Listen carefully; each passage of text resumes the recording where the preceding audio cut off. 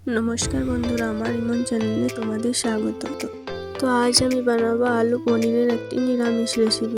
আমার চ্যানেলে যারা নতুন তাদেরকে চ্যানেলটি সাবস্ক্রাইব করার জন্য অনুরোধ রইল। এই রেসিপিটি বানানোর জন্য আমি প্রথমে পনির ও আলুগুলিকে ছোট ছোট পিস করে কেটে নিয়েছি। এরপর এই রেসিপিটা বানানোর জন্য আমার যে বাটা মশলাটি লাগবে সেটা আমি রেডি করে নেব।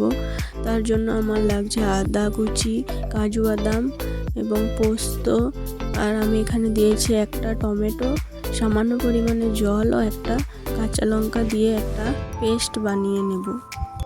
নিরামিষ রেসিপি অনেকেরই পছন্দের নয়, কিন্তু এভাবে বানিয়ে দেখুন, আশা করি সকলের খুবই ভালো লাগবে।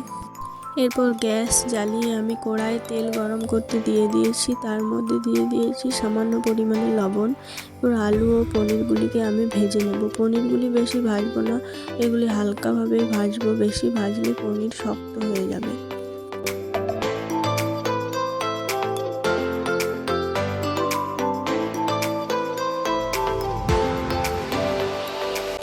আলু পনির আমি ভেজে তুলে নিয়েছি এবং এরপরে তেলের মধ্যে আমি দিয়ে দেবো একটা গোটা তেজপাতা, গোটা জিরে এবং লঙ্কা গুঁড়ো, হলুদ গুঁড়ো ও জিরে গুঁড়োটা আমি সামান্য জলের সাথে মিশিয়ে তেলের মধ্যে দেব, তাহলে মশলাটা পুড়ে যাবে না।